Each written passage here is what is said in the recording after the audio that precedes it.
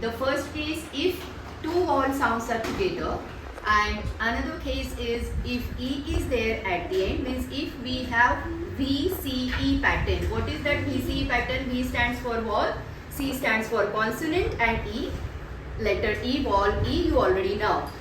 So look at the screen over here. Whenever E comes at the end of the spelling, whenever E is there at the end of the spelling, can you see this arrow? E is joining earlier vowel and earlier vowel becomes long. That's why that arrow I have shown. And in between A and E, one line you can see. That line stands for consonant. In between vowel and E, one consonant comes. This is called as VCE pattern. Whenever E comes at the end, E joins vowel and vowel becomes long, and that's why on the head of vowel you can see I have given long vowel sound symbol, sleeping line. What happened, you know, जैसे आप एक दूसरे को चिढ़ाते हो ना, वैसे ही sounds भी एक दूसरे को चिढ़ाते हैं. ये जो E है ना, E एंड में, इसका एकदम छोटा सा साउंड होता है, एकदम साइलेंट. हाँ, तो जैसे घर पे बड़ा भाई छोटे भाई को चिढ़ाता है, या स्कूल में जो बड़े बच्चे होते हैं, बड़े स्टूडेंट्स होते हैं, छोटे स्टूडेंट्स को चिढ़ाते हैं ना, वैसे ही साउंड्स एक दूसरे को चिढ़ाते हैं. तो यहाँ पे तो ये जो पहला वाला वॉवल होता है, जैसे यहाँ पे ए है, तो ये ए का साउंड तो बड़ा लंबा साउंड है. तो ये ए क्या कर रहा है, बड़ा बदमाश है.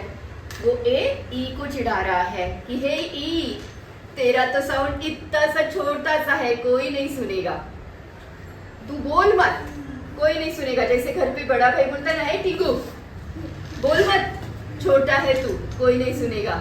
वैसे ही ये बड़ा वाला साउंड छोटे वाले साउंड को ई को चिढ़ा रहा है. तो ई भी मान जाता है, शायद मेरी बात कोई नहीं सुनेगा. पर होता क्या है, घर पे भी आप एक दूसरे को चिढ़ाते तो है बहन भाई, पर आपको जैसे कुछ चाहिए, पापा से, मम्मा से, कैडबरी सिल्क, आइसक्रीम, तो क्या होता है, दोनों भाई बहन, चल हम दोनों मिलके मांगते हैं. तो मम्मा पापा तो ना नहीं बोलेंगे, दोनों को चाहिए है ना, तो दोनों एक साथ आ जाते हैं और फिर डिमांड करते हैं कि हमें कैडबरी सिल्क चाहिए. वैसे ही ये ए क्या कर रहा है, बड़ा बदमाशी कर रहा है.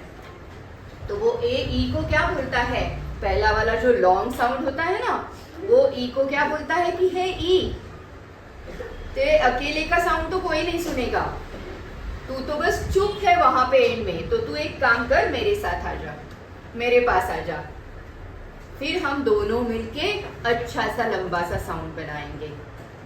तो वो ई भी मान जाता है और खुशी खुशी वो वॉल की तरफ दौड़ा चला जाता है. देखो, that's why I have shown that arrow. Haven't I shown this arrow over here from E to A? Arrow is heading from E towards A.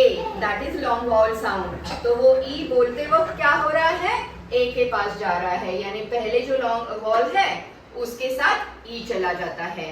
फिर दोनों vowel मिलके दो vowel साथ में हो जाते हैं. हमेशा दो vowels है साथ में तो क्या होता है, long vowel sound. तो A और E दोनों मिल जाएंगे तो क्या होगा, लॉन्ग वॉवल साउंड, ए ई ए, ए ई ए. तो ऐसे ही ए के बदले वहां पे दूसरा कोई भी लॉन्ग वॉवल है, भले ही ई है, आई है, ओ है, यू है, मीन्स एक लॉन्ग वॉवल साउंड, बीच में कॉन्सोनेंट और एंड में ई. स्पेलिंग के एंड